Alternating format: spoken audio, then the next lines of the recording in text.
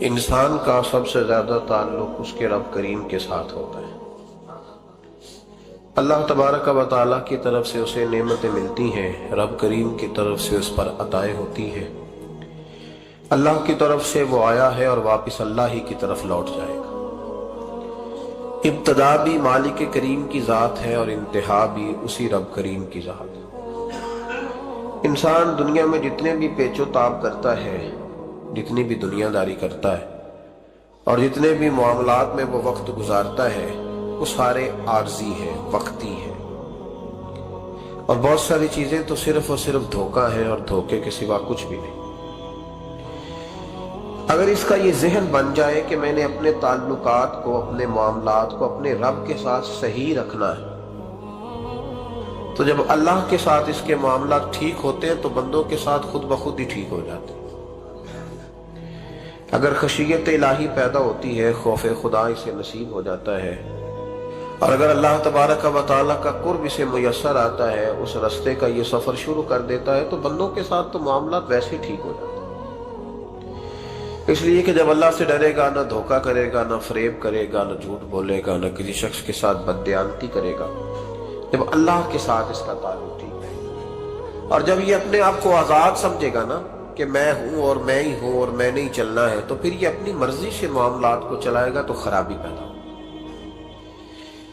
اللہ تبارک و تعالیٰ کے ساتھ انسان کا جو رشتہ ہے، اس میں انسان کی کچھ کمزوریاں آڑے آتی ہیں، گناہ ہو جاتے ہیں، غلطیاں ہو جاتی ہیں۔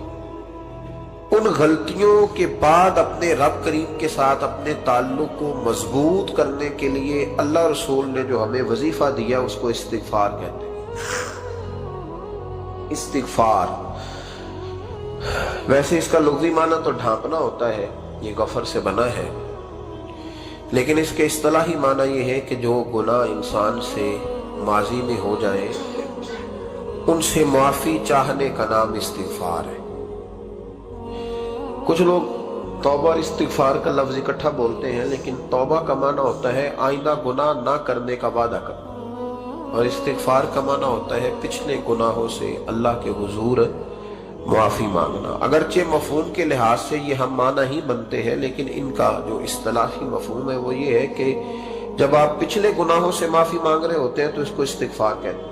اللہ تعالیٰ نے اس استغفار کو بڑا پسند فرمایا، بڑا پسند فرمایا، اور یہ استغفار کے جملے مالی کو اتنے پسند آئے کہ اللہ نے نبی پاک علیہ السلام کو بھی حکم دیا، کہا محبوب آپ بھی میری بارگاہ میں استغفار کریں۔ اگرچہ حضور کا استغفار اس معنی میں نہیں ہے، بلکہ نبی پاک کا استغفار تو بلندی درجات کا معاملہ ہے۔ چونکہ استغفار خود ایک عبادت ہے، تو یہ عبادت کرنے کا اللہ نے اپنے محبوب کو بھی ارشاد فرمایا۔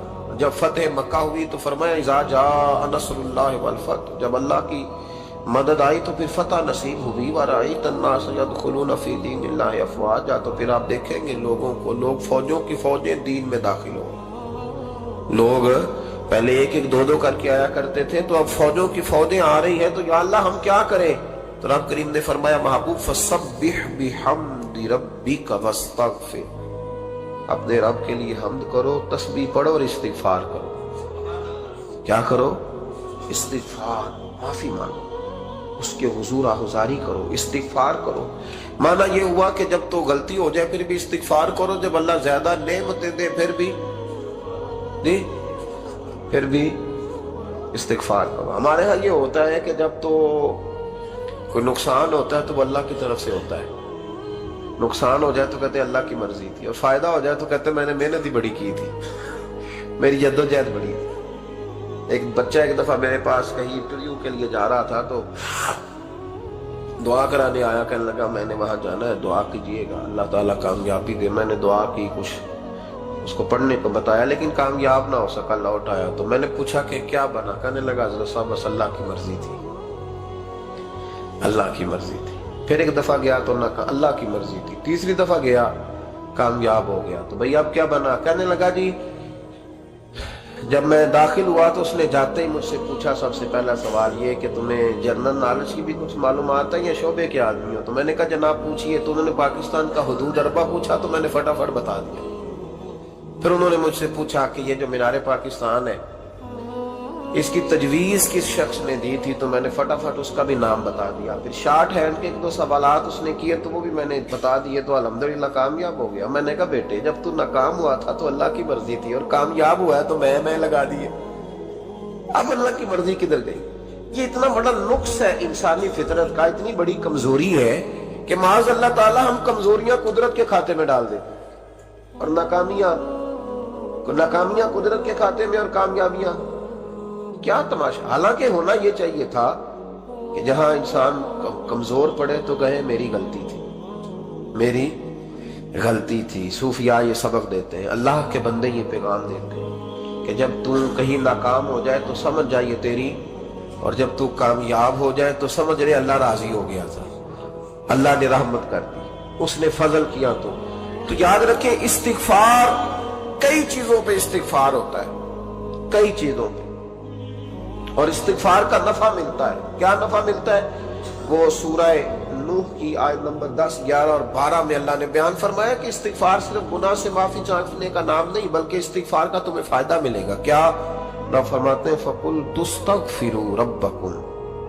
جب حضرت نوح کی قوم قحط کا شکار ہو گئی, آزمائشیں آ گئیں, تو آ کے حضرت نوح سے کہنے لگے اب ہم کیا کریں؟ تو کیا کہا حضرت نوح نے؟ فرمایا فَقُلْ تُسْتَغْفِرُوا رَبَّكُمْ. آپ نے فرمایا اپنے رب سے استغفار کرو, اپنے رب سے. انہوں نے قحط کی بات کی, انہوں نے کہا کہ کھیتیاں اجڑ گئی ہیں, بارش نہیں ہو رہی, قحط کی بات کی. آپ نے کیا کہا؟ استغفار کرو. کیوں کہ انہو کان غفارا, بے شک اللہ بڑا ہی بخشنے والا. وہ کیا کرے گا؟ یرسل السماء علیکم مدرارا, وہ تم پر موسلا دار بارش برسائے گا. جب تم استغفار کرو گے تو اللہ موسلا دار بارش برسائے گا. وَيُمْدِدْكُمْ, اور وہ تمہاری مدد کرے گا. استغفار کرنے والے کی اللہ کیسے مدد کرے گا؟ بِأَمْوَالٍ وَبَنِينَ, تمہیں مال بھی عطا کرے گا اور بیٹے بھی عطا کرے گا. بارش بھی دے گا استغفار کرنے والے کو, اور مال اور اولاد سے اس کی مدد بھی کرے گا. وَيَجْعَلْ لَكُمْ جَنَّةٍ وَيَجْعَلْ لَكُمْ أَنْهَارًا, اللہ تمہیں جنت بھی عطا کرے گا اور تمہیں نہریں بھی عطا فرمائے گا. تمہارے لیے جنت بھی بنائے گا, انہار بھی بنائے گا. توبہ کا, استغفار کا تمہیں یہ فائدہ ملے گا. ایک استغفار, ہمارے بزرگوں نے وہ لکھا ہے کہ جب انسان کو اللہ نعمتیں دیتا ہے تو پھر رب کا حکم ہے کہ اس پر شکر بھی کرے. نعمتوں پر اللہ کا شکریہ نہ کرنے پر بھی استغفار کرنا چاہیے. اے اللہ تو نے بڑا کچھ دیا تھا پر میں شکر ادا اس پر بھی. ہمارا تو اب یہ حال ہے کہ جو ہمارے پاس چیزیں ہیں وہ ہم کہتے ہیں یہ تو میرا حق تھا, لیکن جو نہیں وہ مجھے فٹافٹ ملنی چاہیے. مطلب اگر میرے پاس صحت ہے تو اس کو میں اپنا حق سمجھ لیتا ہوں کہ یہ تو میرا, یہ چونکہ ٹھیک ہے جی, یہ تو صحیح ہے, تندرستی ہے, یہ تو ٹھیک ہے, لیکن کار کوئی نہیں, وہ ذرا مل جانی چاہیے. اولاد تو میرے پاس ہے, وہ تو میرا حق تھا, میرا رائٹ تھا, معاذ اللہ وہ تو ہم نے حق بنا لیا. اور میرے پاس بنگلہ کوئی نہیں, وہ مجھے فٹافٹ مل جانا چاہیے. بھئی یہ کس طرح تیرا حق تھا, کس حساب سے؟ یعنی جو چیزیں ہیں ان کو سنبھالنے کی فکر نہیں ہے, اور جو نہیں ہے ان کے طلب کی فکر لگی ہوئی ہے.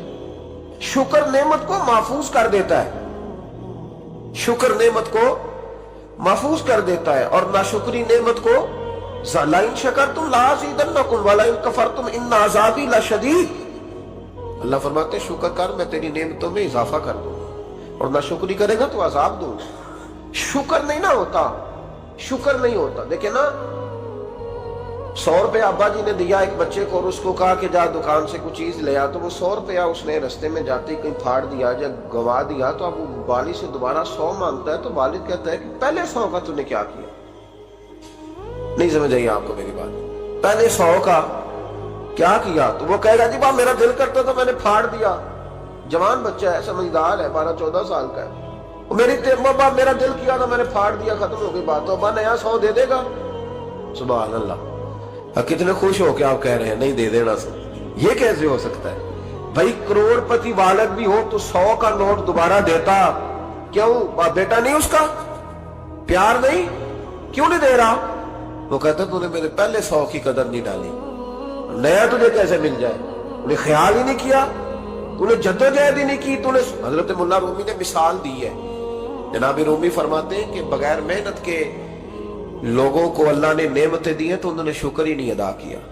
अंधे से पूछ आंख की कदर क्या है, पूछ अंधे से, पूछ माजूर से कि टांगों पे चलना कितनी बड़ी नेमत है।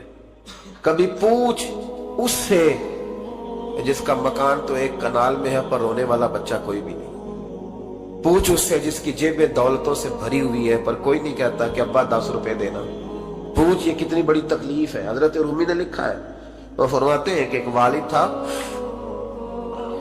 उसने बड़ी दौलत कमाई थी तो उसका बेटा बेदरेग ही उड़ाता रहता था। कभी इधर पैसे भगा दिए, कमाए नहीं थे ना, मेहनत नहीं ना की थी, कमाए नहीं थे।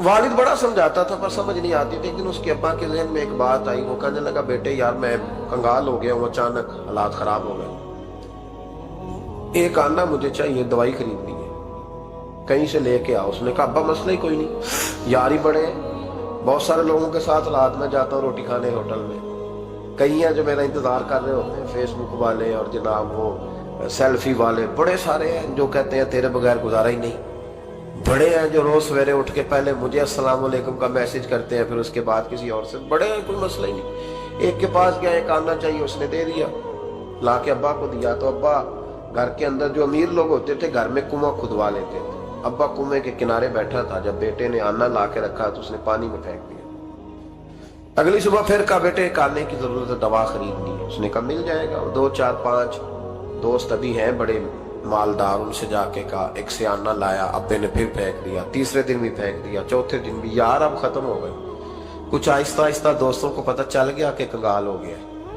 खबर फैल जाती है ना, अब भूखा हो गया। अब आहिस्ता आहिस्ता मोबाइल बंद होने लगे, आहिस्ता आहिस्ता जो है वो नंबर ब्लॉक होने लगा, हालात बिगड़ गए।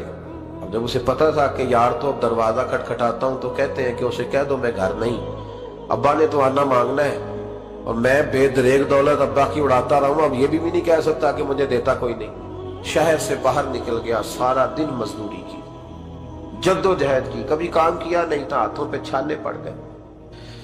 बड़ा मुश्किल होता है जिन लोगों ने काम ना किया उन्हें करना पड़ जाए तो। तकलीफ का शिकार हो के एक आना कमाया, शाम को लाके वालिद की हथेली पे रखा तो उसने फेंका ना जब कुएं में तो चीख पड़ा, कहने लगा अब्बा जी आप सियाने ब्याने बंदे हैं, रोज पैसे ला के देता हूँ, कुएं में फेंक देते हो, को करने वाली बात करो, नहीं दवाई खानी तो ना खाओ, जाया क्यों करते हो। बेटे को बाप ने थपकी दे के बिठा लिया। उसने कहा बेटा मैंने पहले दिन तो नहीं फेंका, तो 7वां दिन है मैं रोज फेंकता हूं, आज तेरी चीखें क्यों निकली। कहने लगा अब्बा पहले उधार के थे आज मजदूरी के। नहीं समझ आई बात, पहले बोलिए और आज मेरी मेहनत है, मजदूरी है, जद्दोजहद है। तो वालिद कहने लगा बेटे यही मैं तुझे समझाना चाहता था, वो मेरी भी मेहनत के हैं जो तुझे रोज यारों को खिलाता है, मैंने बड़ी जद्दोजहद से जमा की है, मैं कंगाल नहीं हुआ, सिर्फ तुझे समझाना था। ओ भाई ये आंखें तेरी मेहनत की नहीं ना, इसलिए तू शुक्र नहीं अदा करता। ये वजूद, ये टांगे, ये शऊर, ये तेरी जद्दोजहद का नहीं। जो अकल की दौलत अल्लाह ने दिया ना, ये तेरी मेहनत की नहीं। अगर मेहनत की होती तो तू सजदे में पड़ा रहता, तू ख्याल करता।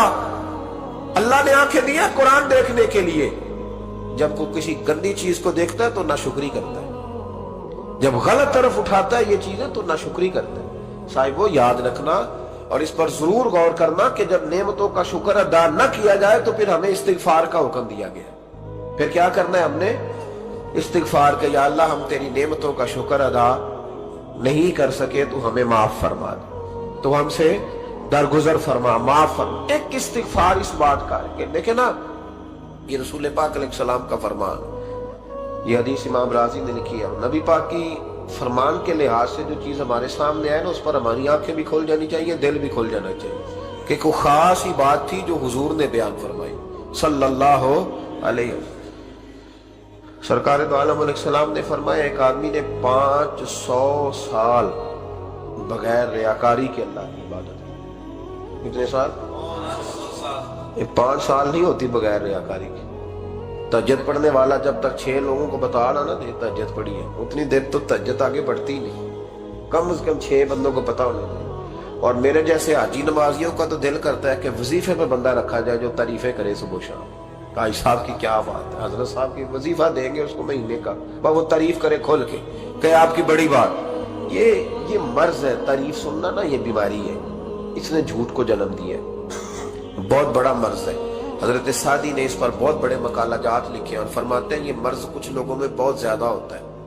ایک امیروں میں، امیر لوگ ناراض نہ ہو جائیں پر انہوں نے کہا ہے تو کوئی حکمت ہوگی نا، امیروں میں تعریف سننے کا مرض بہت زیادہ ہوتا ہے۔ فرماتے ہیں ایک بادشاہوں میں اور تیسرا عورتوں میں، ان میں یہ بیماری بہت زیادہ ہوتی ہے۔ کوئی تعریف نہ کرے تو خود اپنی کرنی شروع کر دیتے ہیں، خود ہی کہہ دیتے ہیں کہ کیا بات سے میرے ابا جی تے وہ تے 100 حال چلدا سی تے 150 بندہ ٹکر کر ابا جی دی چھڑ تو دس تیرے کنے چل دے، تیرے کو کنے بندے روٹی کھاتے، اپنی بات کرنا۔ اقبال کہتا ہے تھے تو وہ آباد تمہارے ہی مگر تم کیا ہو، ہاتھ پہ ہاتھ درے منتظر فردا، ابا جی کی دادا جی کے چھوڑ اپنی کر، ہمیں تو تیرا پتہ ہے تو اپنی بات کر، تیرے اندر بھی کوئی چیز ہے کہ نہیں۔ ابا دادا تو سب کے بڑے ہیں، حضرت آدم کی اولاد ہے تو حضرت آدم نبی تھے، باپ دادا تو سب کے بڑے بڑے ہی ہیں، بات یہ ہے کہ اپنی بات کرنی چاہیے نا۔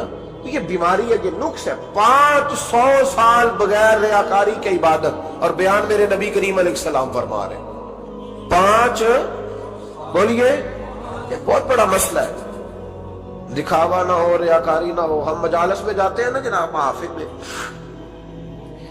تو لسٹ ملتی ہے، یہ چوہدری صاحب نے صدارت ہے، انہوں نے خصوصی تعاون کیا ہے، تو یہ فلانے صاحب ہے تو ان کا بھی نام لینا ہے۔ تو میں کبھی کبھی کہہ دیتا ہوں کہ یار آپ نے تو کہا تھا یہ نبی پاک کی تعریف کی محفل ہے اور یہاں آپ نے لسٹ لگا دی ہے پوری تعریف کرنے والوں کی۔ کچھ ضروری ہے کسی کا نام لینا اور اس کا جناب ذکر کرنا اور اشتہار پہ اس کی فوٹو آنا، یہ کچھ ضروری ہے؟ ویسے بھی کو اچھا لگتا ہے کہ نبی پاک کے نام کی محفل اور میں صدارت کر رہا ہوں؟ ڈرنا چاہیے نا مجھے اللہ تعالیٰ، حضور کی محفل اور میری صدارت، اس پر کبھی غور کریں۔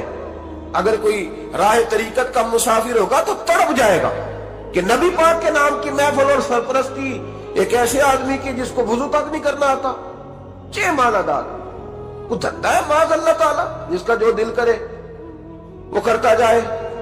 500 سال بغیر ریاکاری کی عبادت کی، 5 بڑا مشکل ہوتا ہے۔ حضور فرماتے ہیں یہی بندہ جب اللہ کے حضور کھڑا کیا جائے گا تو رب کریم اس سے کہے گا کہ چلو اس کو میرے فضل سے جنت میں لے گا۔ تو عرض کرے گا مالک فضل تو ٹھیک ہے پر 500 سال لگائے میں نے، 5۔ وہ مولوی صاحب میری طرح کے بیچارے جو امام مسجد ہوتے ہیں نا تو وہ بھی کہتے ہیں جب میں آیا تھا تو 30 بچے تھے مسجد میں، اب 80 ہو گئے۔ اور بھائی یہ بندوں کو بتانے کی کیا ضرورت ہے، یہ تو اللہ کی رضا کے لیے ہے، تو چھوڑ اس میں اتنا تذکرہ کرنے کی کیا حال ہے۔ 500 سال جس نے لگائے، بول پڑا یا اللہ 500 سال لگائے اور تو کہتا ہے کہ اس کو میرے فضل سے لے جاؤ۔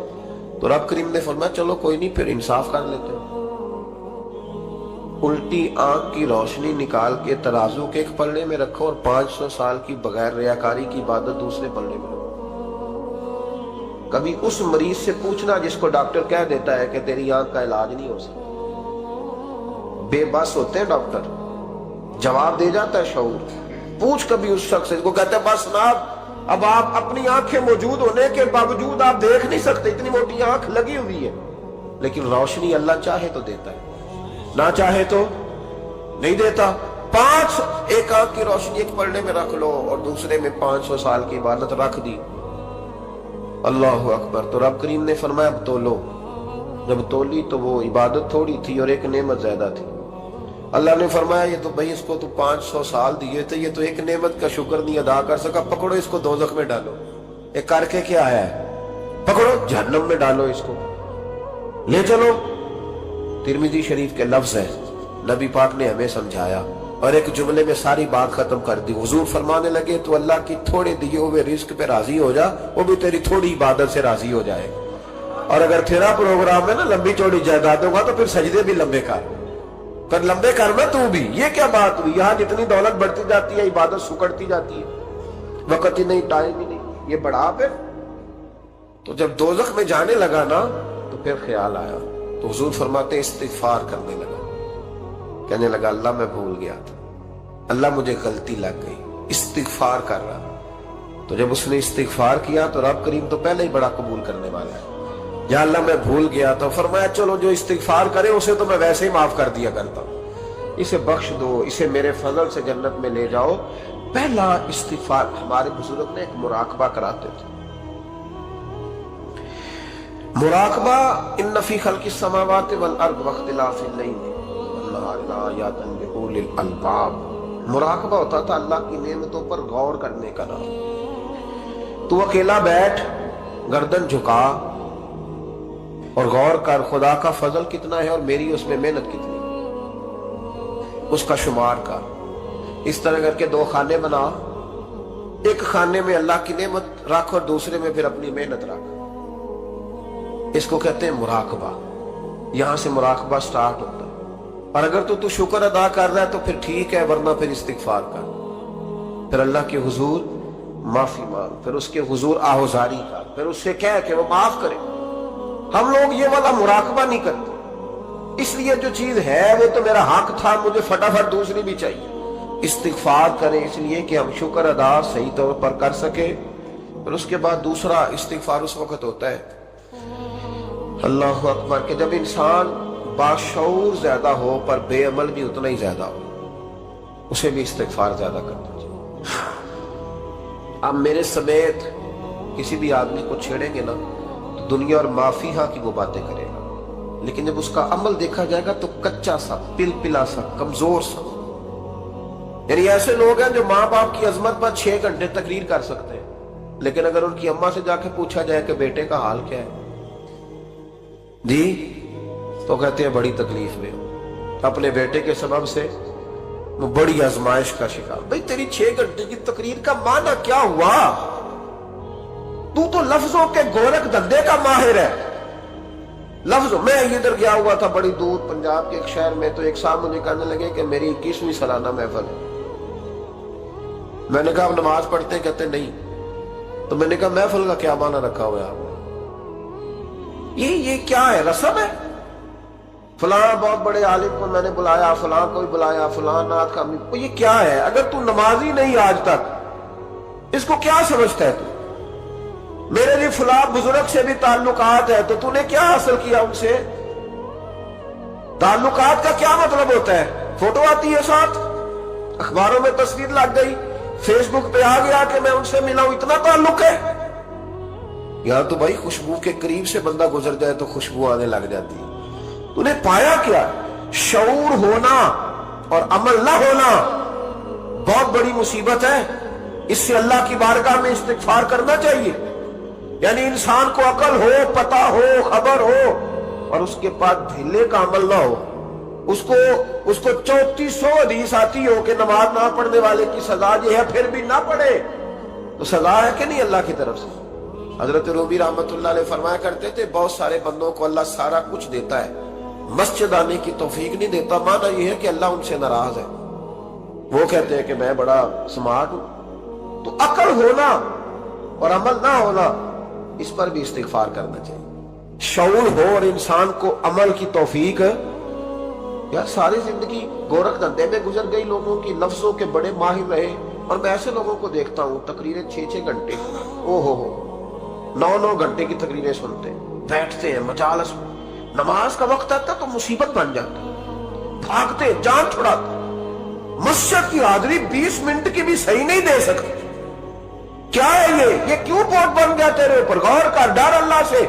میرے نبی کریم علیہ وآلہ وسلم نے ارشاد فرمایا قیامت کے دن کچھ لوگ کئیوں کی بات سن کے جنت میں چلے جائیں گے. اللہ تعالی ہماری پردہ پوشی عطا فرمائے. کہا کچھ تبلیغیں کرنے والے دوزخ کے دروازے پہ کھڑے ہوں گے تو وہ جنتی کہیں گے کہ مولانا پیر صاحب ہم تو آپ کی بات سن کے جنت میں جا رہے ہیں، تو آپ یہاں کیوں کھڑے ہیں؟ تو وہ کہیں گے ہائے افسوس، میں کہتا تو رہا پر عمل نہ کر سکا. میں عمل، اس سے مراد صرف ممبر میں بیٹھنے والا مولوی نہیں، اس سے ہر وہ شخص مراد ہے جو نصیحتیں تو بڑی کرتا ہے لیکن خود عمل وہ بہت بڑا الفاظ کا ذخیرہ رکھتا ہے، پر عمل کے لیے 2 سجدے بھی صحیح طریقے سے دے سکتا. پھر وہ استغفار کرے، پھر وہ اللہ کی بارگاہ میں معافی مانگے، پھر وہ توبہ کرے. اس لیے کہ جو جتنا بڑا ہوتا تھا نا اس پہ خشیت بھی اتنی زیادہ طاری ہوتی، اس پر خشیت بھی اتنی جتنا. حضرت عمر فاروق رضی اللہ تعالیٰ عنہ کو زخم لگ گیا، شدید زخم لگا، آپ آ گئے. बड़ी ज्यादा खून बह गया है, बहुत सारे सहाबा आपके गिर्द जमा हो गए, हजरत अब्दुल्ला इब्ने मसूद भी आ गए, तो जनाब उमर रोने लग गए। अब तो रोना आता ही नहीं लोगों को। हजरत मुहियुद्दीन इब्ने अरबी कहा करते थे, जिसको पूरा हफ्ता हो गया है ना, वो तरीकत का मुसाफिर भी, जाग रहे हैं आप हजरत, कहते थे जिसको पूरा हफ्ता हो गया ना, तरीकत का मुसाफिर भी है, पर अल्लाह रसूल की याद में रोया नहीं। फरमाते थे मुझे तो उसके ईमान पर शक होने लग गया कि 8 दिन हो गए इसे ख्याल ही नहीं आया। हजरत उमर मैदान में जिस शख्स के कभी पाँव नहीं लड़खड़ाए, अल्लाह रसूल की बात आती थी तो दरिया बहते थे आंसू, यहाँ हाल ही कोई नहीं। खुश्क खुश जुमले और जनाब मोटे मोटे तराशे हुए फिक्रे और लफ्जों की हेरा फेरी, इसके अलावा कोई चीज नजर ही नहीं आती। हजरत उमर रोने लगे, आखिरी वक्त है, तड़प रहे हैं, आंसू बह रहे हैं। हजरत अब्दुल्ला इब्ने मसूद आ गए, उन्होंने कहा उमर तेरी हिजरत भी बड़ी बाकमाल थी, तेरा इस्लाम कबूल करना भी बड़ा ही बाकमाल था, हुजूर भी तुझसे हमेशा राजी रहे। उमर तू रोता क्यों है यार? बात तो यह है कि जब तूने खिलाफत संभाली तो फिर तेरे तरीके भी बाकमाल ही थे, और जब तू मैदान में उतरता था फिर भी तेरे मामलात बाकमाल थे, और जब तू माले गनीमत बांटता था फिर भी तू बाकमाल। यार हर मौके पे तू बाकमाल था, तो जाते दफा रोता क्यों है? उनका इस्तिगफार देखो, उनकी तौबा देखो। हजरत उमर फिर रो पड़े, कहने लगे अब्दुल्ला लोगों को मेरी नेकियों का पता है, गुनाहों का तो नहीं ना पता। वो तो मैं जानता हूँ या मेरा मालिक जानता है ना, नेकियां तो सबके सामने, पर मन आनम के मन दानम जो अंदर छुपे हुए गुनाहों के ढेर है वो तो मैं जानता हूँ। कहा तूने मेरे कलमा पढ़ने से लेकर मेरी हुकूमत तक मेरी सारी नेकियां गिनवाई है, अब दुआ कर मेरे लिए। कह रहा मेरी नेकियां और बदियां बराबर बराबर कर दे, मुझे दर्जा नहीं चाहिए, बस अल्लाह मुझे माफ कर दे। दर्जों की जरूरत नहीं है। यहाँ तो लोग दर्जात लेके बैठे। हाफिज कहता है कि मैं जितने आयतें होंगी उतने मेरे दर्जे बुलंद होंगे, पहले दर्जों वाला काम तो कोई करना। मौलाना कहते हैं कि नूर के मिंबर पे बैठूंगा, भाई पहले बता नूर के मिंबर की तरफ तेरा सफर भी जारी है कि नहीं। ताजर कहता है कि मैं सखावत करूंगा तो हजरत उस्मान के साथ जगह मिलेगी, पर हजरत उस्मान की सखावत और अपनी सखावत का फर्क भी देख। मुजाहिद कहता है कि मैं नबी पाक के जिहाद वाले सहाबा की पुश्त पे रहूंगा, तो पहले अपने काम तो देख। और जब सारी बातें समझ में ना आए तो फिर अल्लाह की बारगाह में इस्तिगफार कर, फिर बैठ। बड़े लोग इस्तिगफार करते, माफी चाहते, और ये इस्तिगफार फिर इतना करम करता, इतनी आसानी करता, इस कदर बेहतरी करता कि वो मांग तो अपने गुनाहों की माफी रहे होते थे और अल्लाह रहमतों के दरवाजे खोल देता था। अल्लाह उन पर करम के दरवाजे। हजरत इमाम हसन के पास एक शख्स आया, हजरत अमीर माविया में बैठे थे, तो उसने इमाम हसन से आके कहा कि हुजूर औलाद नहीं है, कोई दुआ कर दे। तो जो है मेरी बात पर, अब भी लोग पीरों के पास आते हैं ना, माशाल्लाह से, अल्लाह खैर फरमाए। तो पीर साहब अगर वजीफा बताएं तो वजीफा चूंकि पढ़ना पड़ता है वो काम मुश्किल है, ज्यादा तवीज। तो पीरों ने भी अब माशाल्लाह बड़ी तरक्की कर ली, उन्होंने भी तवीज छुपवा के रख ली है। कौन लिखे इतने तवीज, जो कि हर मुरीद को तो तवीज चाहिए। उन्होंने ना जी तवीज पक्के छुपवा लिए, कुछ ने मोहरे बनवा लिए। तो देखता रहता हूँ, मेरा शौक है ना, मैं देखता रहता हूँ कि मोहर लगाई, उसको बांधा, अल्लाह खैर करे। अब वो नफसियाती मामला है, जाहिर है 100 बंदा तवीज लेके गया है तो 1.5 को तो फर्क पड़ेगा ही ना बीच में से। जिसको फर्क पड़ गया उसका फेसबुक पे दे दिया कि ये मेरी करामत है जी। तो जिसका ना पड़ा जी, जेड़े महरम राज हकीकत दे वो ते राज हकीकत खोल दी नहीं। ये जिन्ना वेख्या नहीं वो करन गल्ला, जिन्ना वेख लिया वो ते बोल दे ही नहीं। हमारे एक हजरत थे तो उनके पास हम बैठे थे, नेक आदमी, तो तवीज दिया तो मुरीद कहने लगा हुजूर दोबारा कब आऊं? कहने लगे फर्क पड़ गया तो आ जाना, नहीं तो कहीं और चले जाना। इसलिए कि शेख अब्दुल अजीज दब्बाग रहमतुल्लाह अलैह के एक मुरीद ने कहीं तनकीद कर दी थोड़ी सी। ये लफ्ज बस ना बहुत बड़े हैं, इनकी मैं तशरीह नहीं करूंगा, जितने जुमले उतनी बात करके बीत जाऊंगा। इनकी तशरीह नहीं हो सकती, ये इनकी तौज़ीह नहीं हो सकती, कुछ तफसील नहीं इनकी हो सकती। ये जुमले बड़े, मैं कोई तशरीह नहीं करूंगा। उसने कहा कि हुजूर फला फला फला फला जगह मुझे परेशानी है आपके हवाले से। तो आप फरमाने लगे मैंने कौन सा बांधा हुआ है, नहीं समझ में बात आती तो कहीं और चला जा।